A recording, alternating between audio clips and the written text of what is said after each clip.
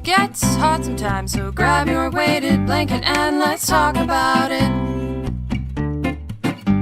Hi, I'm so tired. Hi. Oh my gosh, I'm so sorry to hear that. Are you okay? Oh, I'm fine.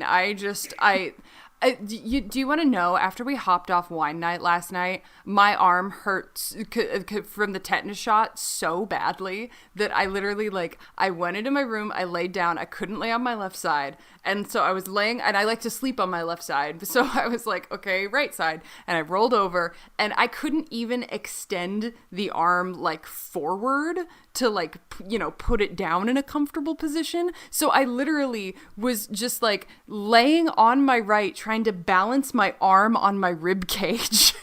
and eventually, and I was laying there, and I was just like, do I need to go take, an ibuprofen? What's happening? Or can I just fall asleep? And I fell asleep and it was fine. And then I woke up at, I don't know, fucking 2 a.m. and it just hurt so badly. And I was like, no. But then it was better this morning. Did they stab you with a mechanical pencil or something? They may as well have. What happened? It was because they were just like, oh yeah, you're due for a tetanus booster, and I'm like, yeah, whatever. And then they start talking about now it's gonna hurt a lot, and I was like, ah, god damn it. And you know how and this is very true of anxiety. You know how sometimes your reptilian hindbrain will have anxiety about something, and up in your prefrontal cortex, logic part of your brain, you're just you're completely fine. Why are you freaking out? I get that way about shots. I have that fainting reaction to needles, and people are like, oh, are you afraid of needles? I'm like, no, I'm not afraid of them. I just faint. It's so odd. So then, of course, I have to tell the nurses that every time they have to give me a shot. And then they're all like, oh my gosh, okay, lay down. And I'm like, oh, brother. So that was my yesterday. And ow, and it still hurts. Earlier when we stopped off at your place to get the vacuum, I literally lifted it with one arm and put it in the trunk of the car with my good arm. And I was like, whatever, this arm's getting a workout today. It's fine. So I'm mildly rough today, but I will try to be bombastic and interesting for the show. Yeah, I'll have to go back and get a fucking HPV vaccine. I had this, we can talk about this. I had a lot of fears of medical shit when I was younger. I was afraid of anything remotely medical. And now that I'm a little older, still young, but at the point where I'm like, oh, I will die someday. And I would like that to be very far in the future. So now the anxiety has shifted from oh God, ew, medical things to, oh God, I need access to medical things. Welcome to being an adult. Oh gosh, it's the worst. Well, I wanted to start off with some podcast news. Yes. That's very exciting. Okay. We now have an Instagram and Facebook. That's right. Yes. And I know, and we have a Gmail, and tomorrow I'm going to push myself to make a Twitter, because I got all the graphics, the quote unquote graphics, that I'm using it to it just kind of as a placeholder, just a starting point until our dear friend David, who's helping us out, gets us his content for us, which I'm very excited about. Thank you, David. I just wanted to get going with it, but it's very exciting. It's very easy to find. Weighted Blanket Happy Hour. Instagram, Facebook, Gmail's WeightedBlanketHappyHour@gmail.com. Send us a message. Tell us about your anxiety. Tell us what you love about us or think we could improve on. We're just here. Send us your weird phobias, and we'll read them out in Phobia Corner, which is a thing I just made up. All right, you can have it. You can have it. I'll allow this. Send money. I mean, please. Send money. Send your deepest fears. Send pictures of your cats. Definitely would love some pics of cats right now. Absolutely. We're going to be looking into doing a Patreon soon, looking into some sponsors if we get this thing going. So it's happening. It's all happening.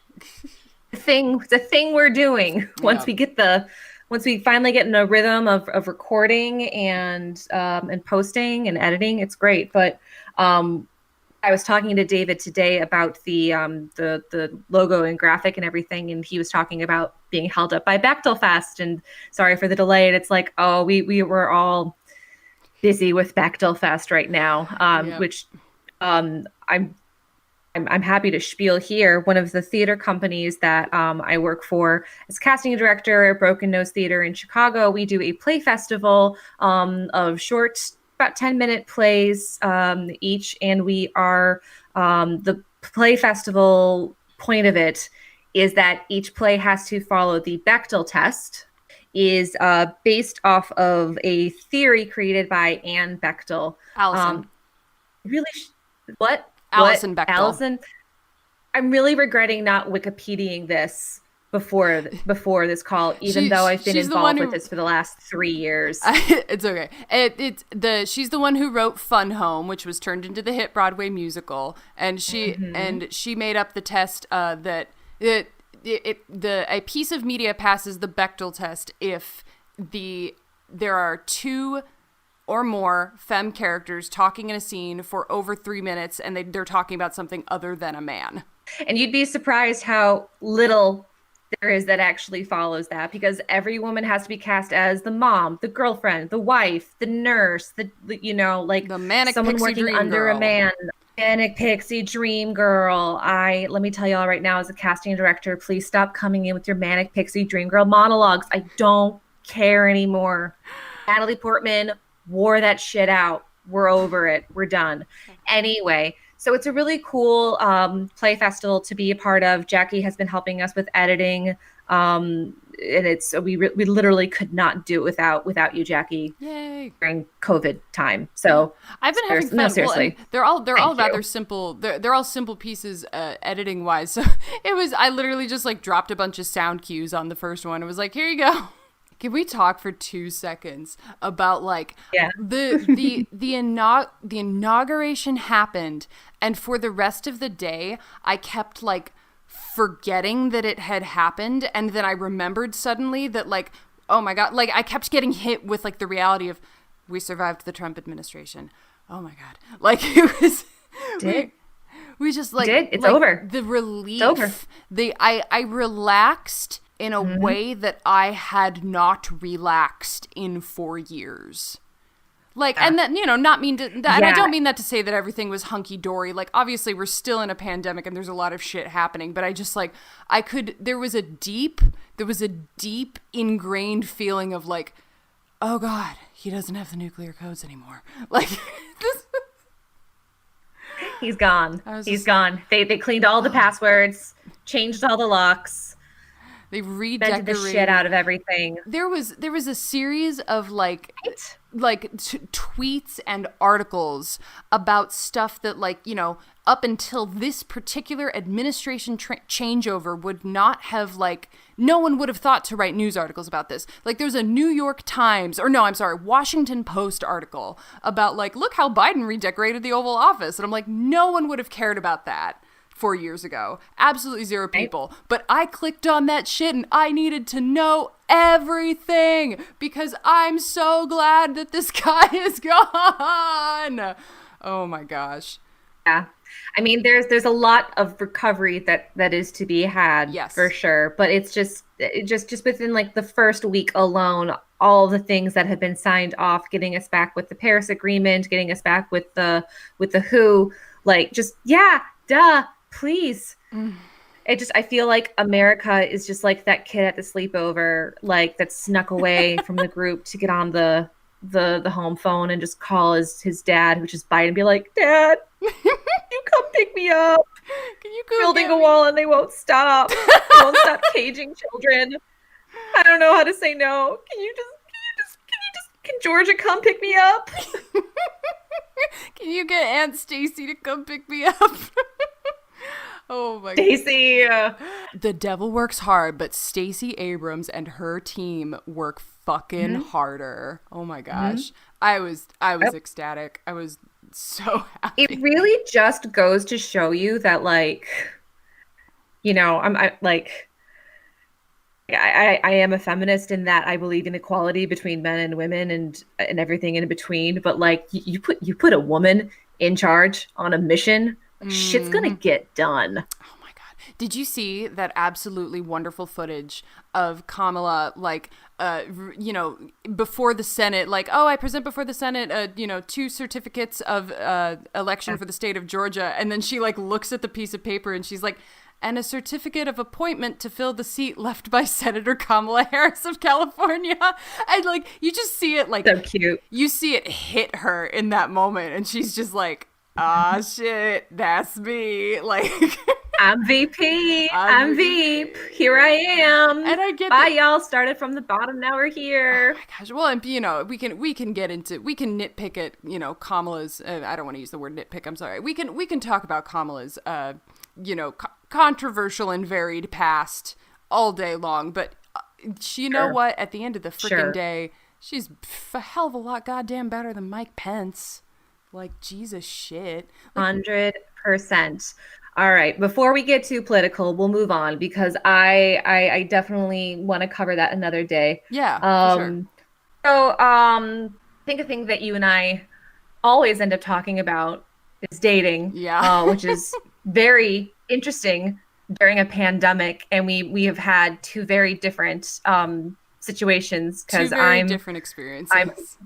Not to rub it in your face, Jackie, but I'm dating someone that I met during a pandemic, and you are not. Yeah. And there's a lot to unpack because there's a lot to unpack. It's a journey. Well, I'm sort of like serially single, and then I feel like is it incorrect to call you something of a serial monogamist? You seem to be good at finding relationships. Honestly, the fact that you are calling me that right now is the biggest compliment of my life. Really? You're okay with that term? I was always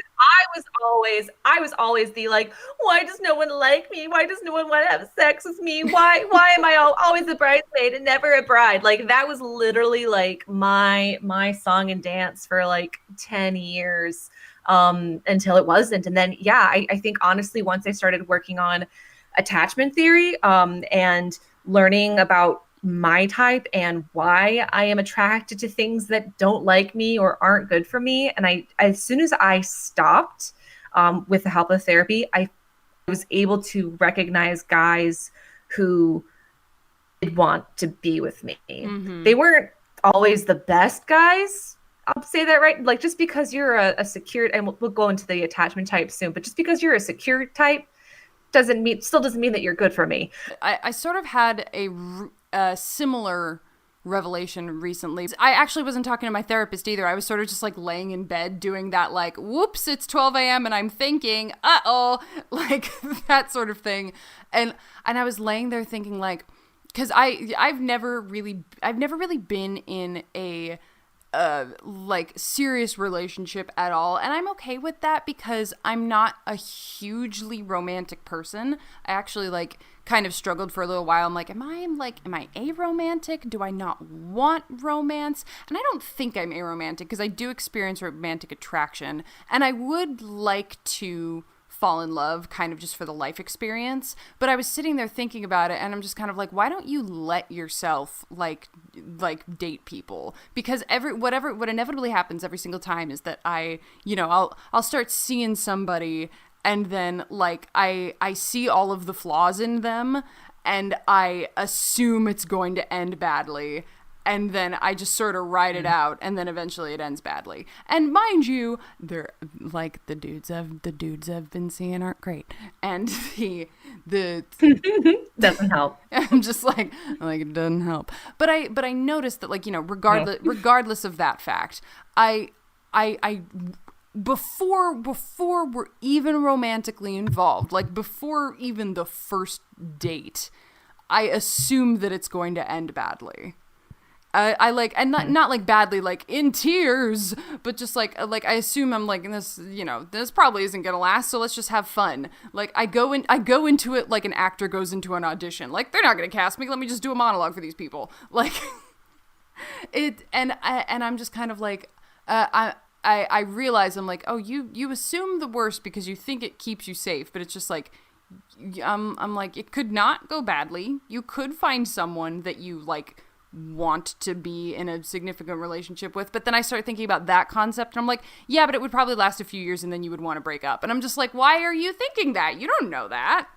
Who are you? Why are you here? Why are you ruining things for me? I literally do that all the time. Well, good, because I don't mind being single. I don't like sharing a bed. I don't want to have to be around someone 24/7 all the time. But then also, like, I have a good relationship with my roommate. So, like, clearly I can stand to be around the same person all the time. So I don't know I have this weird internal battle of, like, something in me wants to have a romantic relationship, but then, like, the cold analytical parts of me are like, yeah, but it wouldn't last forever. Like, I've been thinking about that recently as I'm very lonely in quarantine.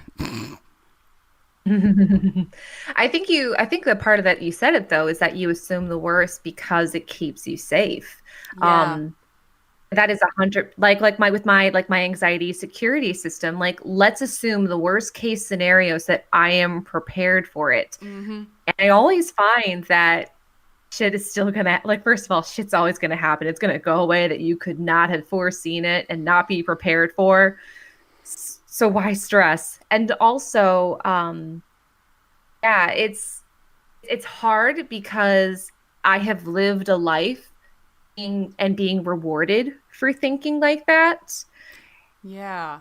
So, like, reinforcing that and, like, allowing myself to be in a practice. And that's why I'm so thankful for therapy, because when I tell my therapist, like, I start dating someone and I start assuming the worst and I start, like, just scouring for red flags, or, like, even just, like, light pink flags or yellow flags, and, like, second guessing the green flags. And she's like, what's the worst that could happen? And I tell her, and she's like, that's it. Why not try? Why is that holding you back? I think a lot with relationships too is we are, like, pounded into our brains by social media, by what we see on film and TV, the romanticization of committed relationships. How you just meet someone and, like, it's like you've known them for years and they know you and you feel so warm and safe, and everything is just a love song that you've known but you never actually listened to, and every day is just waking up in a bed of roses. And I really hate to spoil it for everybody, but it's not. Oh my God.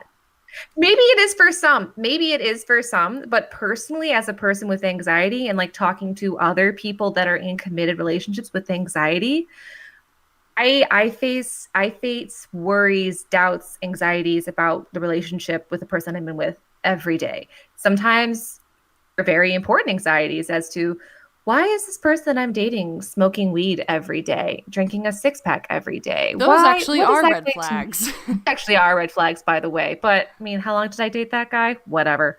But another, like, I'm dating someone and he has this job and he's really happy with it and he isn't thinking about moving up anytime soon. Like, what is that going to mean for us? And it means that he's happy with what he does. Why is that an issue? And it's hard. It's hard because some days I just want to, like, enjoy being in a relationship with a person who's good to me, and not be constantly battling with myself with these anxieties, with these worst case scenarios that never come into fruition. But again, like, I was taught, not just by our culture, but also by, like, my family, who think this way. And I think I started noticing this pattern of behavior when I was in college, and this really nice guy wanted to start dating me, and I went from crushing on him so hard to just not being interested in him at all. Oh my gosh, that's totally happened to me. Yeah. What is that phenomenon? It's just like, it's like, oh my God, you're so cute. And it's like, hey, and then you're like, nope. What? Like, there's Sondheim wrote a song about it in Follies. God, why don't you love me? Oh, you do. I'll see you later. Like, that's literally what it is. Yeah, no, I know exactly. It's called Anxiety is a Boner Killer. Accurate. Very accurate. Essentially, that's exactly what it is. Like, like you think like you meet someone, they're awesome, they like you back, they're texting you, they're making plans, and it's like, this is so great. I don't have anything to worry about. You mean I have nothing to worry about? There's always something to worry about. What can I find Yep. to worry about? Because we're so accustomed to this idea that love is supposed to be like a roller coaster, right? It's got its rise. You're getting all excited and like you don't know what's going to happen, and then the dip and the fall, and they're not texting you back, and you said I love you first and they didn't say I love you, and then you start going back up. Oh, they're texting me back. Oh, they said they're going to stop talking to their ex-girlfriend. Oh, they're going to take a break from drinking for a month, and then you're just back down. And like literally every like rom-com romantic story that we watch is romanticizing on this idea of loving people who aren't good for us Yeah.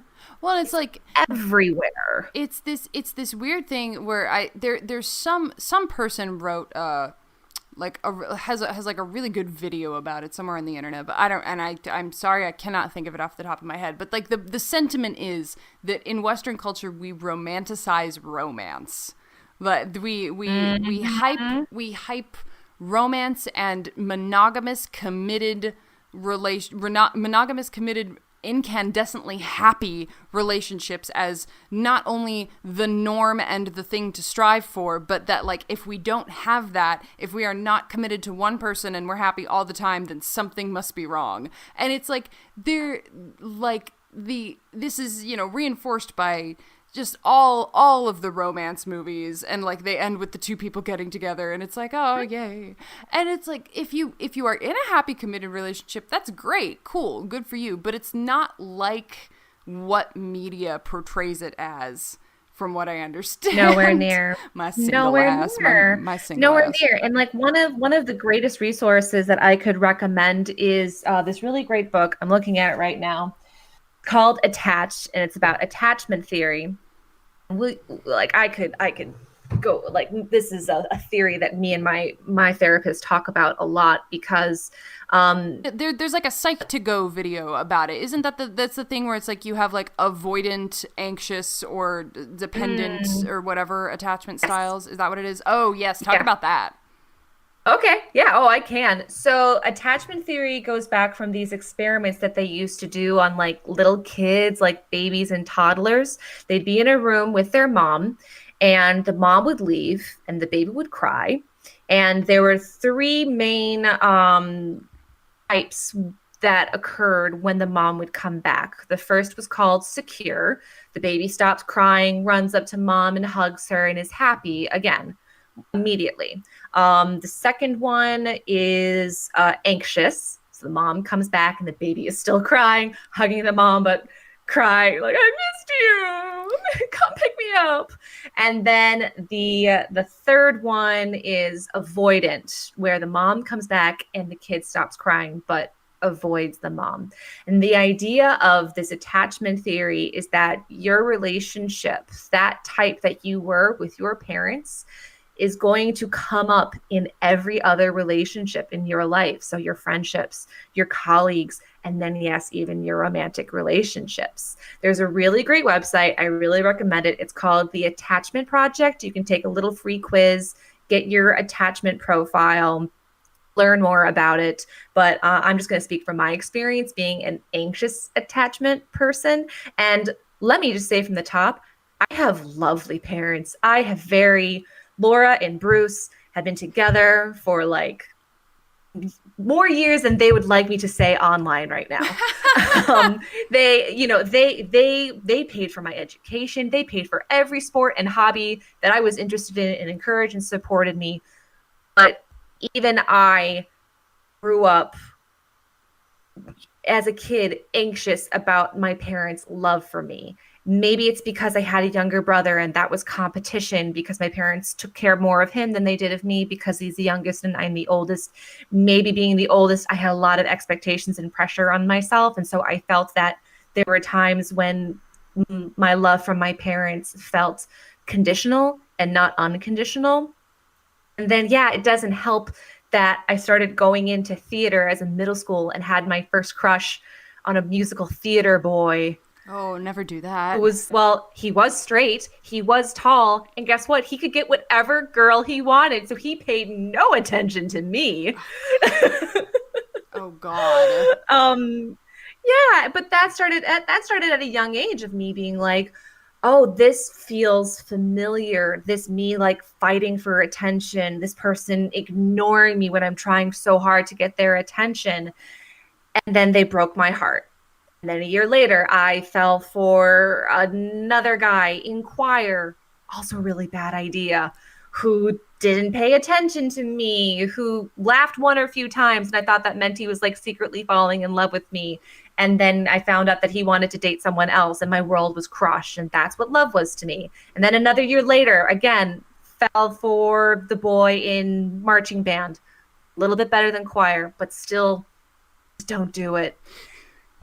And we were in a relationship my junior year, and he broke my heart because he fucking the day after he broke up with me, he ended up asking out another girl. And Boo. all of this reinforced me at a young age that love is going to be hard.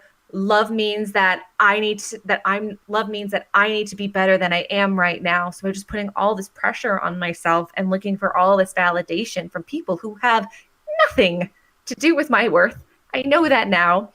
But basically started a 10-year trend of just either dating the wrong guy or dating a guy who wasn't that story and immediately saying, oh, this isn't it.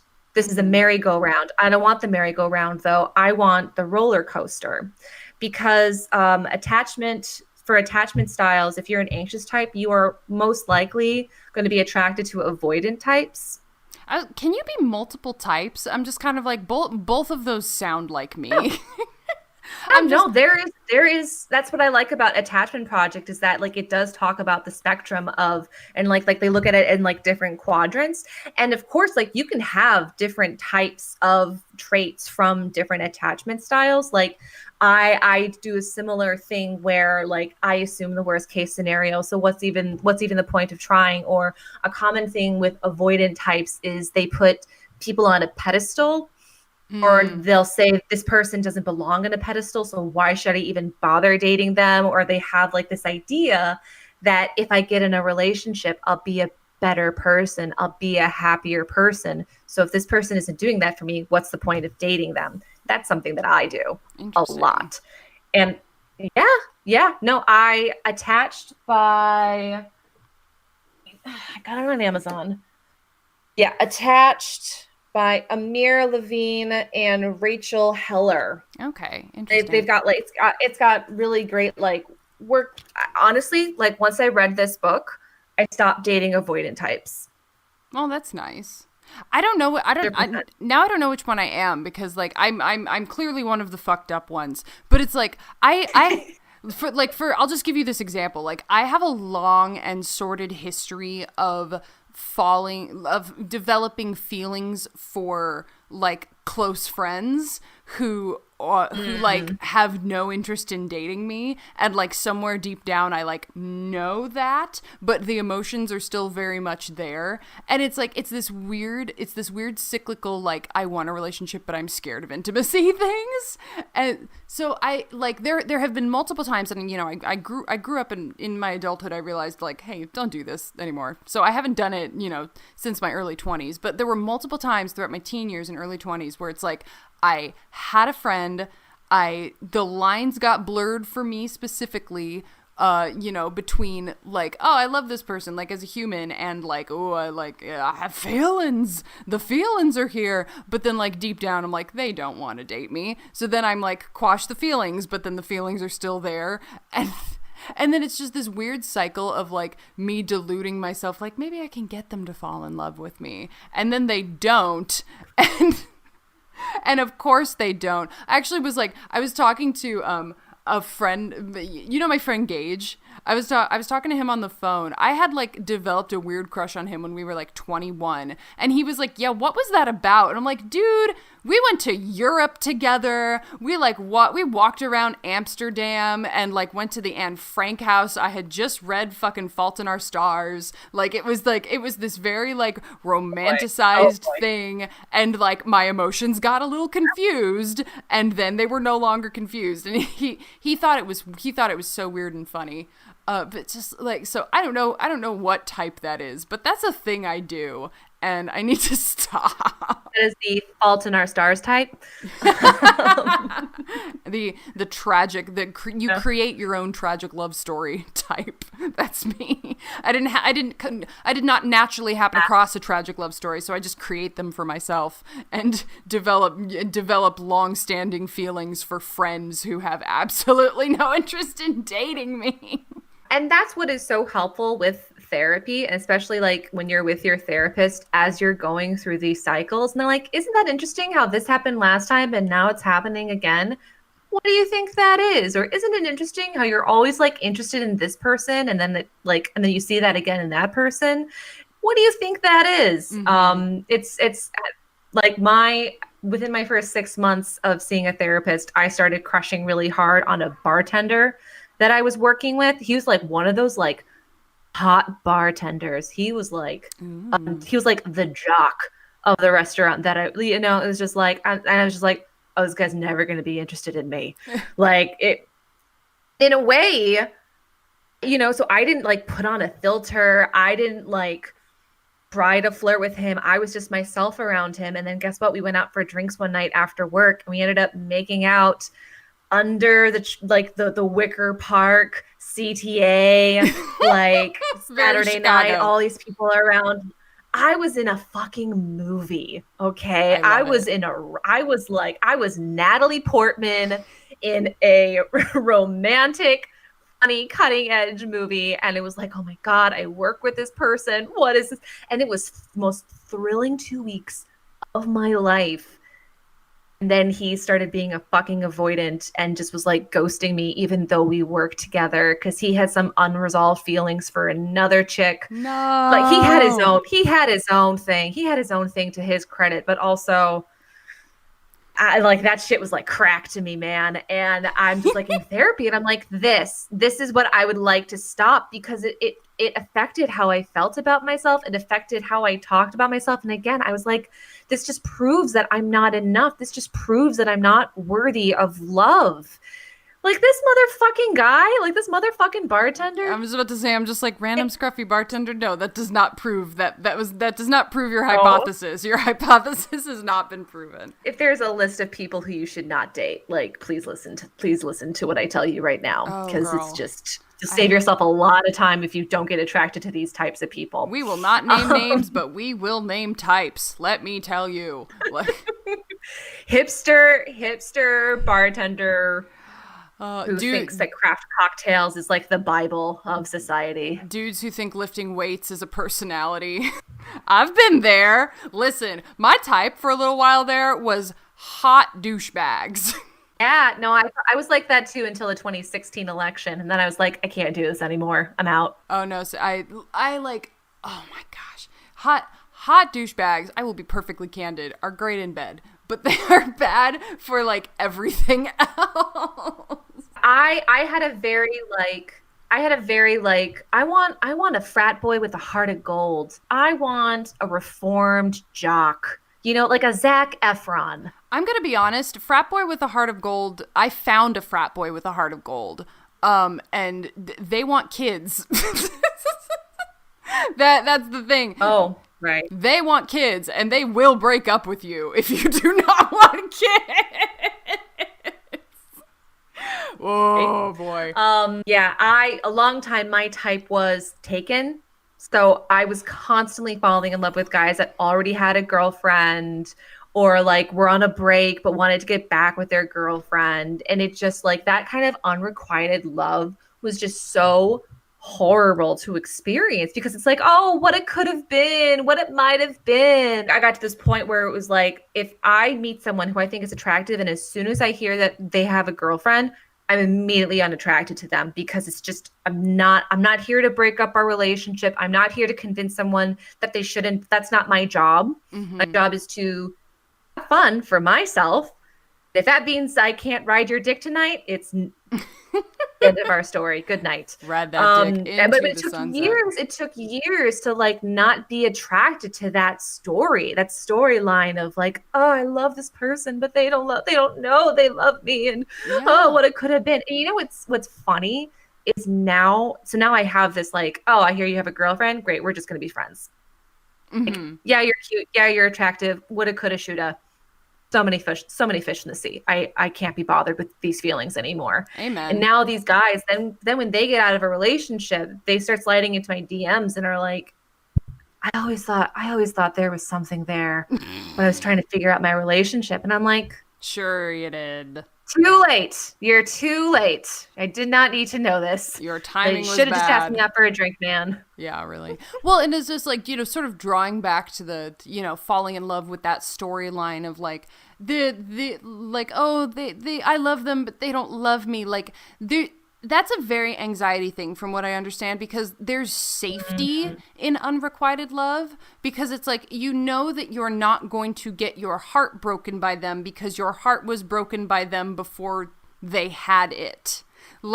You get to control the narrative of being like, oh, I don't say this to criticize, because I have done it numerous times, and it's like a weird defense mechanism thing where it's like you develop feelings for them and that they're not interested, so therefore you get to control the narrative of like, oh, I love them but they don't love me back. And it's just kind of like, you are not engaging in romance, you are engaging in emotional self-flagellation because it's safer to you than romance, right?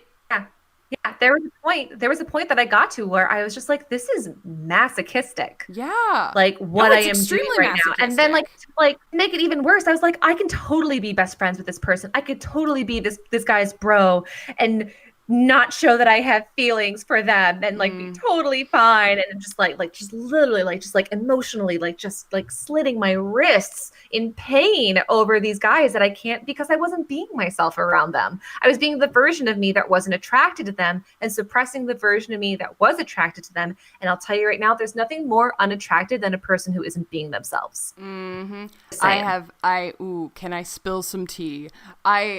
There was a time where I had... We're here for. Because yes, I have done that, and I'll do you one better. There was a time where I had feelings for a person, and I knew for a fact that this person did not have feelings for me.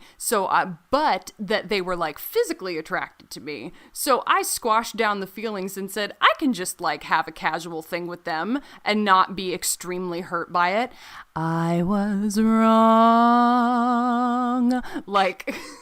I emotionally self-mutilated myself. But then it was that same thing of like, I felt like I was in the right because I was controlling the narrative about like, well, they don't feel the same way, and it's not my fault that I have these emotions. And I knew it was a stupid idea going into it, but I just sort of YOLO'd because I was just like, whatever, life hurts, like you just do it. Like, and like I now that I'm a little older, I look back on that, and I'm like, you fucking idiot. Like, what did you do that for?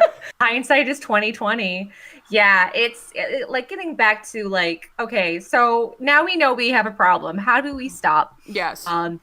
Read attached, learn your attachment type, like look back on your cycles and your repeating habits and point them out, so that when you meet someone and they tell you right up the front, yeah, I broke up with my girlfriend a month ago, but we still talk. Red flag.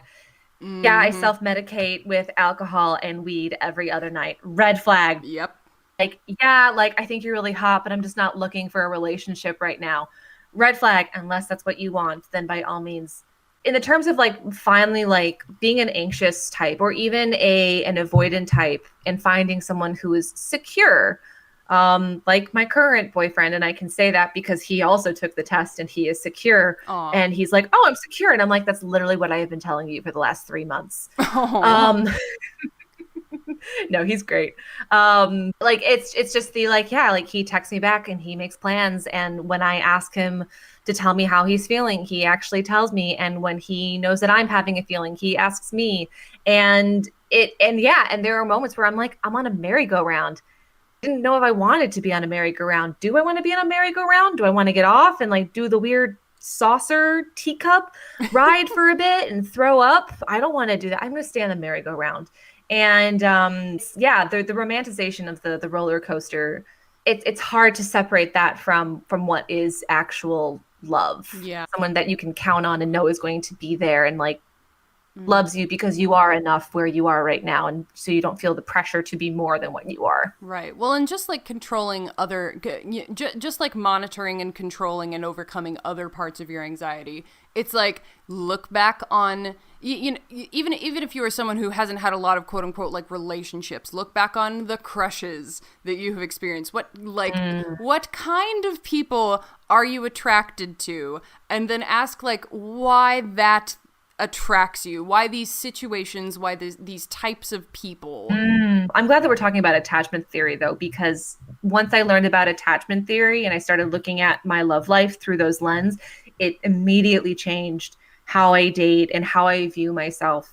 And so it's something that, we will bring up again. So might as well start now while we're here. Yeah. But I think too, it also comes back to like, we need to stop relying on this idea that there's a magical person out there who is the one. And once we meet them, we're fixed, done, just go off into the sunset. And that's it. Like relationships are work and they change and have many different dynamics. And, just because you joke less than you did in the beginning, just because you have sex less than you did in the beginning, just because it's less of a roller coaster now than it was in the beginning, doesn't mean that it isn't important, that it doesn't have worth, that it isn't something that's worth working towards having for the rest of your life. I think so many people in, these good relationships, but immediately like me, where I'd start dating someone who was secure and I'd just be like, but I'm bored. I actually wrote in a journal one time, like, yeah, he's nice and I can depend on him, but I kind of miss the thrill of the chase. I actually wrote that down. That's a thing that a lot of people experience. Especially I've heard that from people who have gotten into like emotionally abusive relationships in the past. Like once they are out of those relationships and they get into a healthy one, they're just like, well, this can't be right because there's no thrill of it. And I'm like, well, no, that means it's good. That means it's a good thing. And a lot of it is just like, hey, you have this time, like work on yourself. I know that's not as fun as or exciting as a roller coaster or a merry-go-round, but really the best thing that you can do is just learn more about yourself. And sometimes that involves dating. Sometimes that involves going out there and testing the waters and actually figuring out what you like and what you don't like. But until you know who you are as a person, it's going to be difficult to really be yourself with another person. So I would encourage others to get rid of the idea that you're looking for someone that's going to change the rest of your life. Because, it will eventually, but the idea that you are a half of a whole. I'm really done thinking like that. Yeah, no, the concept of you being half of a whole belongs in the song "Origin of Love" from Hedwig and the Angry Inch and nowhere else. No, I love that there's this quote. I think it's from Marilyn Monroe. I'm actually going to look it up and make sure that I'm quoting this right, but I always think of her. Monroe, love. If you can't stand my Darren Criss, you don't deserve my Neil Patrick Harris. No, I'm just kidding. That's right. Darren Criss is fine. I have no problem with Darren Criss. I'm gonna have to take that attachment style quiz because I'm curious now. I've heard of the attachment styles before. I could not place myself in a category, and I did not know that there was a self-assessment quiz. So I'm gonna have to go take that after we hop off here. Yeah. That's my homework. So I'll report back next time. Do it. It's basically like there's this quote, and I think like a lot of people say Marilyn Monroe said it. I don't know if she actually did, so please don't come at me on our newly formed social media platforms. But it's like, if it isn't crazy, wild, passionate love, then it's not worth it. And it's like, Marilyn Monroe, I love you. You had a drug problem. You got married more than one time. Like, you were going through a lot. Like, no offense, but I don't want to base my love life choices off of her. That's fair. I don't. That was her journey. I personally don't want that for myself. But like, but we fucking like stitch that kind of shit into our throw pillows and pillars and and frame it and call it love. And it's like, are we actually like thinking about people who gave us these examples? Like my grandparents had a beautiful marriage of 50, 60 years. But they had fights. They had like, my grandfather, he had to work abroad and he left her alone with her 5 kids a lot. Yuck. Wasn't easy. But we never think about that. We think about, oh, they were together for so many years. They really loved each other. They really took really good care of each other. We just think that it's always going to be that. And as soon as like you get in a fight, as soon as you get in a disagreement, as soon as you feel like, oh, this isn't fun anymore, that must be over. Well, if I ever manage to get into a relationship, I'll let you know. I think, how old are you? 25, 26? I'm 27. 27? Your pandemic skin is glowing. But I mean, yeah, when I was 27, like, I think that was my first not crazy relationship that I was in. Well, I'm not like worried about it. It only lasted like a month or two. I have no like, I have no fears of like, oh, I'm gonna end up alone or whatever. Like, I don't really care about that, because if I end up alone, like, I'm like, I'll have my cats and I'll have friends, and I don't really care about that. It's more of like, I would like to have a relationship just because like I want that life experience of being in love. I've never been in love with somebody. I mean, I've been in lots and lots and lots and lots and lots of unrequited love with people, but like, you know, I just want one healthy relationship, and then I'll either be like, cool, I never need to do that again, or I'll be like, cool, more of that, like one or the other. Well, I wish you the best of the luck for your search. Thanks. I gotta wait till I get this dang shot. This is the other thing. Like, the second I get this COVID vaccine, I am doing exactly 2 things: booting up my Tinder profile and getting goddamn brunch. I could use some lox and mimosas. I could use some lox and bagels and mimosas. Let's go to Tweet. Let's go to Tweet when this is all over. Yes, I know. Whatever. If anything else, Tweet. Please make it this pandemic. What was your self-care this week? Do you remember what I said? Mine was last week. Oh, I don't remember. No, you were talking about TV shows that you were watching. Oh, I was talking about TV. Okay, so a thing I started doing recently is I have been meal prepping on Sunday nights. I've become that bitch who really is into meal prepping, but I finally understand why. Because when I get all of that cooking out of the way, all of the cleaning and dishes and pans and putting stuff away, and it's like 7 o'clock after I've worked for 9 hours, after I've worked out, like taken care of what, like called my mom, and I don't have to think about cleaning and cooking, it has just been like the biggest like release of pressure on my mind. And all I have to do is like for an hour and a half cook on Sunday. I feel like I keep talking about this, and I know like you love cooking. Like, from what I can tell, like, you love cooking, you're good at cooking, but cooking gives me anxiety. And now that I don't have that, I feel like I have so much more time to like actually do things like playing guitar or journaling or, you know, watching a show and like actually like paying attention to it. Like, I have all of this like space, not just time, but space freed up in my mind. So that's nice. I did that before our call today. So nice. I was very happy about that. Good for you. Mm-hmm. I'm never very good at meal prepping because like I never want to eat the same thing more than like twice in a row.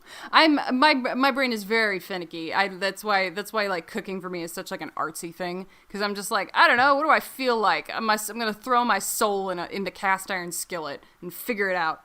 But my self-care, this is kind of nice. My self-care has been being able to do edibles less. I As you know, I think I talked. As you know, I think I talked to you about, like, I'm gonna quit. I had this thing at the beginning of the year where I was like, I'm just gonna quit cold turkey. I'm not gonna do marijuana edibles anymore. Like, I'm too tempted by them. I just want to do them every day. And that lasted about 2 weeks. And then I was like, why do I feel like garbage? Why do I feel awful every day? And I Googled it and I was like, oh, I'm in withdrawals. I didn't fucking sign up for this. But sort of ever since I did that, I've made a very, very conscious effort to take the usage down pretty significantly to, like, now only like 2-3 times a week, as opposed to like literally every day, which is what I was doing before I was on meds. And I'm like, Jackie, you can't do that. And it's so it's funny because, like, when you stop, the thing they don't tell you about, like, when you stop doing some sort of intoxicating ritual every day, be it drinking, smoking, edibles in my case, because I don't like smoking, is that, like, at first you just kind of feel bored. Like, you have this weird moment of, like, wait a minute, what am I going to do all evening? Like, am I just going to sit here and, like, not be high? But then you just sort of do it a few times and then you're like, oh, this isn't bad at all. So and especially today I woke up because we had our wine night and I woke up with a wicked weed hangover. So now I get excited to not do edibles and knowing that I'm going to wake up the following morning feeling like refreshed. So I'm taking slightly better care of myself has been my self-care this week. Love it. It's never too late. It's never too late. Yeah. And it's nice. I can wake up in the morning and feel awake. Like I don't have to wake up every morning feeling like, oh. Yeah, that's how I was when I was on the caffeine train. Like every morning I would just wake up and I would have to like peel myself, like painfully peel myself from bed. And now that I drink significantly less caffeine, it's just like, I'm up. This is my day. I have energy to do things in the morning and I'm not like putting them off until the afternoon and evening, and I can actually like relax and be awake while I relax too. It's just figure out your body's natural rhythm. Amen. Do whatever you can to make it at its best. And don't date shitty people. Those are the two lessons you can take away from this week. Yeah. If only it was that simple. I know. Well, my dear, thanks for hanging out today. Safe. Yeah. No, thank you for hanging out with me. Stay safe. Stay sane. Same time next week.